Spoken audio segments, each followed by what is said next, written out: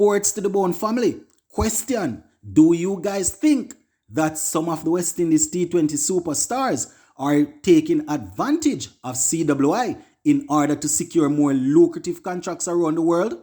Well, CWI director Mr. Jimmy Adams, he was asked this same question and he was able to answer. So we're going to be diving into what he had to say as it relates to this topic. So just make sure you sit back, relax, and enjoy, and hit the subscribe button. This I wanna name Sports to the Bone. Top blogger, top YouTube channel. No matter which sports here, we got it covered. Subscribe and hit the notification bell. Yes, my wonderful, beautiful people. Welcome back, welcome back. All right, my viewers and subscribers. So as you heard at the top there, I am going to be zooming in on this press conference that was actually held on Monday. But I'm going to be taking a few of the, some information here from Sportsmax. They are the ones reporting on how the press conference went. So on the top of their article, they say players not taking advantage of CWI, but T20 balance needs to be managed, says Jimmy Adams. All right, let us go into the article. So it says Jimmy Adams, director of cricket West Indies, does not believe regional players are taking advantage of the governing body to secure T20 contracts in the more lucrative T20 leagues around the world. Now, during a press conference on Monday with lead selector Desmond Haynes, Adams, who was also present, was asked whether this was the case in the wake of the recent development wherein Shemran Hetmyer took time off from the IPL to attend the birth of his child in Guyana, promising to return to complete the season, but using the same reason has declared himself unavailable for West Indies white ball tours of Netherlands and Pakistan that start this month. Now, the article goes on and it says, there have also been instances in the past where players have declined invitation to represent the West Indies, choosing instead to play franchise cricket. Right? That is where I pause it on the article. So this sounds to me like, my viewers and subscribers, there is some information there that we are not getting as it relates to whether or not Mr. Hetty was invited. Anyway, let us continue. Now, this is what Mr. Jimmy Adams had to say, and I quote, "You will have players who will opt not to take contracts because they want the freedom to go and play whenever and wherever." He went on and he says, "While I respect that, by the same token, I think we kind of understand where those players' priorities lie." Now, there could be, he went on and he says, there could be a few others like that around. We live with them and we move, we live with them and we move on, right? That is what we have to do, says Adams. Now, he went on and he says, and I quote, "I don't think that is a majority. I don't think it impacts us in a negative sense. Per se, we have had many players in the last few years who have played, who are not contracted players. You know, people like Chris Gale and Andre Russell. So apparently, it is letting it be known that people can still play for West Indies. They can be invited, even though they are not contracted players. But those players, some of those same players, refuse to sign contracts because they want to be able to play wherever, whenever. Anyhow, let me continue. He went on and he says, and I quote, "Yes, it needs managing for sure at both the international and the levels within the region around the world. I think given where we are now in the world of cricket, and I believe where we are now in West Indies cricket, that we are doing a pretty good job of it."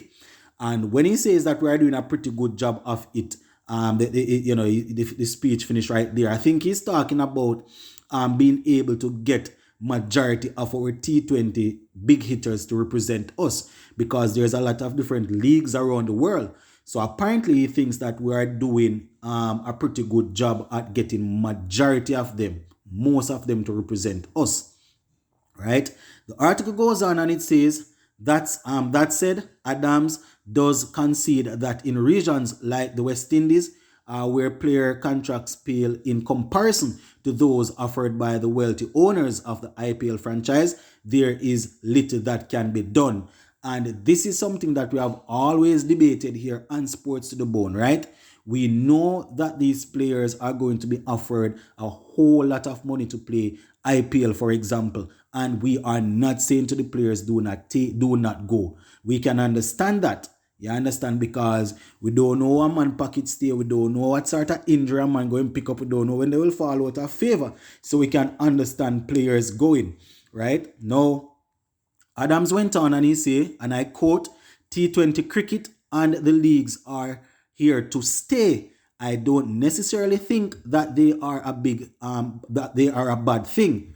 At the end of the day, what players have nowadays that they did not have in my time and Sir Desmond's time, right? And players are going to choose it, and that is not necessarily a bad thing. He went on and he said, we try to ensure we don't have any overlaps with either IPL or CPL. So all our contracted players know that there is a minimum of 2 windows where they will not have any competing international cricket. As it stands now, it is not something that sees us losing control. So what he's saying, my viewers and subscribers, they try to make sure that the scheduling of the international games go around the IPL and CPL. So that provides even the contracted players with enough time to play their to play their trade. Now, what you will find is that a particular series, similarly to what is going to happen with the Netherlands now, a particular series might start right round about the time when the IPL is about to finish, where players might need to leave. So what Jimmy is probably saying underneath that, where he's saying that some players will not sign the contract because they want to be able to play whenever or wherever. I can get where he's coming from.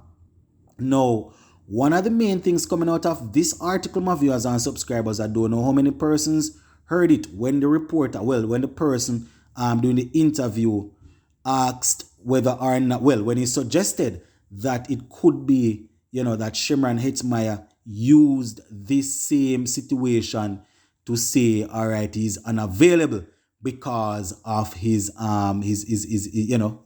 wife giving birth. I don't know, my viewers and subscribers. We don't want to put heap coal on a player's head. We do not know, but I'm just saying it's a bit it's a bit weird how they bring it up. But it's food for thought. It's definitely food for thought, my viewers and subscribers.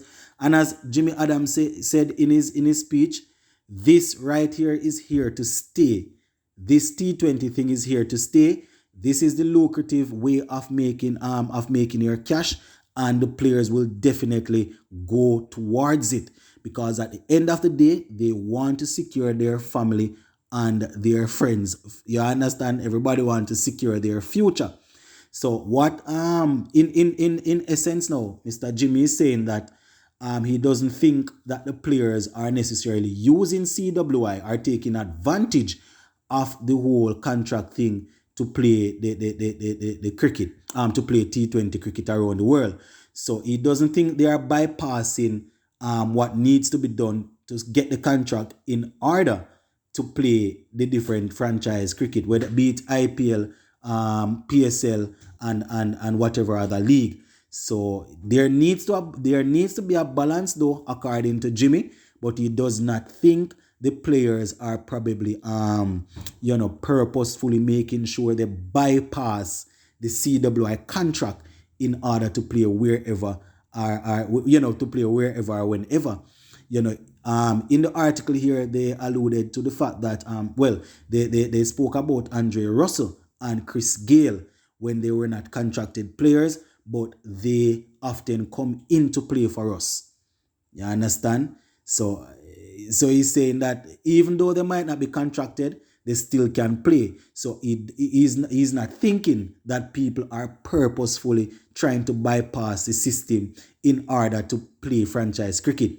So in the case of Hetty saying that he's unavailable during this period but will return to the IPL, apparently he's Mr. Adams is saying, probably didn't answer it like that, but maybe he's thinking that he did not necessarily try to do that or tell him that he's unavailable to bypass it. You understand? But as I said, my viewers and subscribers, it's food for thought. I just wanted to share this article with you guys so you could probably listen to it and let me know what you think about it. Zine, but we're going to leave it right here for now. So just let me know what you think in the comment section. Sports to the board, keeping it informed. Please remember to like, share, leave us a comment. If you have not yet subscribed, go right ahead and hit that subscribe button. I'm out.